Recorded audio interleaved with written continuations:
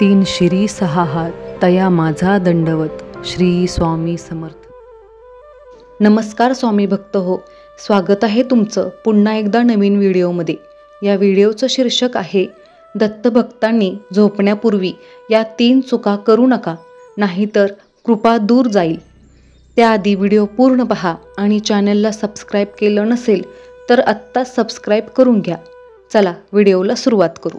दत्तभक्तांनी झोपण्यापूर्वी या 3 गोष्टी करू नका. दत्तभक्ती केवळ कर्मकांडापुरती मर्यादित नसून ती जीवनशैली आहे. ती आंतरिक शुद्धतेवर आधारित आहे. दत्तभक्तांसाठी झोपण्यापूर्वी टाळायच्या 3 मुख्य गोष्टींचा विचार करताना आपण केवळ बाह्य कृतींचा नाही, तर त्या कृतींच्या मागे दडलेल्या मानसिक आणि आध्यात्मिक परिणामांचा विचार करूया. 1. दूषित विचार आणि भावनांचे ओझे घेऊन झोपणे. झोपण्यापूर्वी सर्वात मोठी चूक भक्त करतात ती म्हणजे दिवसभरातील नकारात्मक विचार, राग, द्वेष, मत्सर आणि चिंतेचे ओझे घेऊन झोपणे. आपले मन हे रात्रीच्या वेळी सूक्ष्म स्तरावर कार्यरत असते. दिवसभर आपण जे विचार आणि भावना अनुभवतो ते झोपताना आपल्या स्मृतीपटलावर, मेमरी आणि ऊर्जा क्षेत्रात स्थिर होतात. जर तुम्ही मनात क्रोध, सूड भावना, चिंता किंवा भीती घेऊन झोपलात तर रात्रभर तुमचे मन त्याच्या विषारी स्पंदनांमध्ये अडकून राहते. यामुळे तुमच्या झोपेची गुणवत्ता तर बिघडतेच, पण सकाळी उठल्यावरही तुम्ही त्याच नकारात्मकतेने भरलेले असता. जर तुम्ही कोणाबद्दलचा राग मनात ठेवून झोपलात तर तुमची झोप शांत आणि सात्विक होणार नाही. रात्रभर ती नकारात्मक स्पंदने तुमच्या ऊर्जा क्षेत्राला दूषित करत राहतील. दत्तभक्ताने हे लक्षात ठेवले पाहिजे की सर्वत्र दत्ततत्व आहे. त्यामुळे दुसऱ्याचा द्वेष करणे म्हणजे साक्षात दत्तमूर्तीचा अनादर करणे होय. भविष्याची चिंता किंवा भूतकाळातील चुकांचा पश्चाताप घेऊन झोपल्यास मन सतत अस्वस्थ राहते.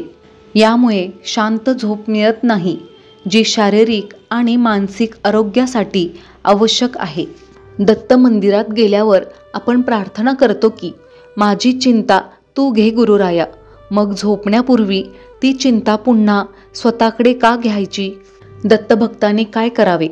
झोपण्यापूर्वी किमान 15 मिनिटे आत्मशुद्धीचा नियम पाळा. दिवसा कोणाचे मन दुखावले असेल, कोणाबद्दल वाईट विचार मनात आला असेल तर गुरुदत्तांना साक्षी ठेवून क्षमा मागा आणि त्या व्यक्तीला मानसिकरित्या क्षमा करा. हे ओझे उतरवून ठेवल्याने मन हलके होते आणि सात्विक नामस्मरणाकरिता जागा तयार होते. 2. शारीरिक आणि मानसिक अपवित्रता. आळस आणि तामसी वृत्ती टाळा. दत्तभक्तीमध्ये सात्विकतेचे महत्त्व अनन्यसाधारण आहे. सात्विकता म्हणजे शुद्धता, पवित्रता आणि शांतता. रात्रीची झोप हा एक मिनी संन्यास आहे. या संन्यासापूर्वी आपली काया आणि मन दोन्ही शुद्ध असायला हवे. तर्कशुद्ध दृष्टिकोन. शरीराची पवित्रता. अनेक लोक दिवसभर काम करून किंवा प्रवास करून आलेले शरीर तसेच अंथरुणावर टाकतात.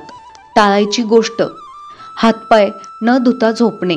आपल्या संस्कृतीत हातपाय धुवून झोपण्याची परंपरा आहे. यामागे केवळ आरोग्य नाही तर ऊर्जा शुद्धीचा मोठा नियम आहे. दिवसभर आपल्या शरीरावर अनेक रजोतम म्हणजे नकारात्मक स्पंदने जमा झालेली असतात. हातपाय आणि चेहरा धुतल्याने ही स्थूल आणि सूक्ष्म अपवित्रता दूर होते. परिणाम: जर ही तामसी स्पंदने तशीच राहिली तर ती स्वप्नात त्रास देऊ शकतात, अस्वस्थता निर्माण करू शकतात किंवा सकारात्मक ऊर्जा ग्रहण करण्यापासून आपल्याला रोखू शकतात. दत्तभक्तांनी काय करावे? पाणी हे शुद्धीचे उत्तम माध्यम आहे. झोपण्यापूर्वी हात, पाय आणि तोंड स्वच्छ पाण्याने धुवावे. यामुळे एक प्रकारची शीतलता शरीरात येते आणि मन शांत होते. दत्तगुरूंचे नामस्मरण करून अंथरुणावर जावे. मानसिक अपवित्रता टाळण्याची गोष्ट. झोपण्यापूर्वी लगेच जास्त तामसी भोजन करणे किंवा उत्तेजक मनोरंजन म्हणजे हिंसक चित्रपट, अनावश्यक वादविवाद पाहणे. परिणाम: तामसी भोजन म्हणजे जड, तेलकट, मसालेदार पदार्थ पचनासाठी जास्त ऊर्जा खर्च करते, ज्यामुळे झोपेत असतानाही शरीर आणि मन कष्ट करत राहते. उत्तेजक मनोरंजन पाहिल्याने मनावर रजोतम म्हणजे चंचलता आणि अंधार यांचा प्रभाव वाढतो. शांत, समाधानी मनाऐवजी उत्तेजित, भयभीत किंवा क्रोधित मन झोपायला जाते. दत्तभक्तांनी काय करावे? रात्रीचे भोजन हलके आणि सात्विक असावे. झोपण्यापूर्वी किमान 1 तास आधी टीव्ही, मोबाईल किंवा वादविवाद टाळावेत. या वेळेचा उपयोग गुरुचरित्राचे वाचन, नामस्मरण किंवा ध्यान यासाठी करावा. सात्विक आणि शांत वातावरण तयार करावे. 3. आत्मपरीक्षण आणि कृतज्ञता न बाळगणे म्हणजे स्वतःच्या कर्माची नोंद न ठेवणे. दत्तात्रेय हे आदिगुरू आहेत. गुरु नेहमी शिष्याला आत्मपरीक्षणाची शिकवण देतात. भक्तीचा अर्थ केवळ मागणे नसून स्वतःचे आचरण सुधारणे आहे. तर्कशुद्ध दृष्टिकोन: प्रत्येक दिवस हा आपल्याला मिळालेला एक अमूल्य वरदान आहे. झोपणे म्हणजे दिवसाचा अंतिम अध्याय पूर्ण करणे. जर तुम्ही या अध्यायाच्या शेवटी लेखाजोखा ठेवला नाही तर तुम्ही केलेल्या चुकांमधून आणि चांगल्या कर्मांमधून काहीही शिकू शकणार नाही. टाळण्याची गोष्ट: कृतज्ञतेचा विचार न करता झोपणे. अनेकदा आपण दिवसभरातील ज्या गोष्टी मिळाल्या, ज्या गोष्टींची मदत झाली, ज्या संधी मिळाल्या त्याबद्दल कृतज्ञता व्यक्त करायला विसरतो. आपण केवळ आपल्या अपेक्षेकडे किंवा समस्यांकडे लक्ष देतो. परिणाम: कृतज्ञतेच्या अभावामुळे नकारात्मकतेचे चक्र वाढते. माझ्याकडे हे नाही या भावनेमुळे दुःख आणि असमाधान वाढते. दत्तभक्तांच्या जीवनात संतोष महत्त्वाचा आहे. संतोष हा कृतज्ञतेतून येतो. दत्तभक्तांनी काय करावे? झोपण्यापूर्वी फक्त 2 मिनिटे डोळे मिटून आत्मपरीक्षण करा. कृतज्ञता: दिवसातील किमान 3 चांगल्या गोष्टी आठवा. उदाहरणार्थ, चांगले भोजन, कोणाची मदत, आज मिळालेली संधी आणि त्यासाठी दत्तगुरूंचे आभार माना.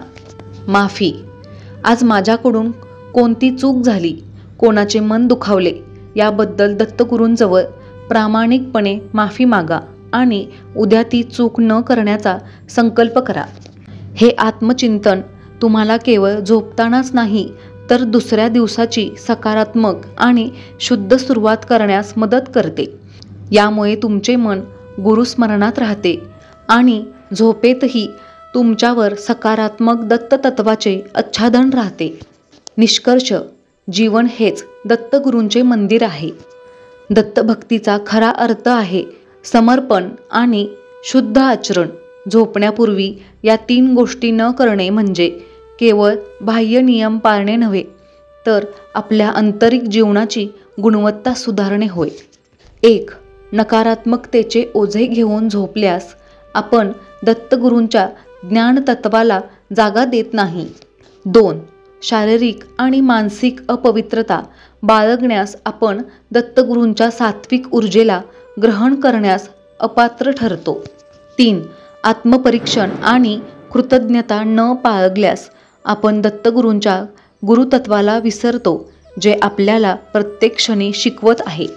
दत्तभक्ताने झोपण्यापूर्वी आपले मन, शरीर आणि आत्मा शुद्ध करून गुरुस्मरण केले पाहिजे.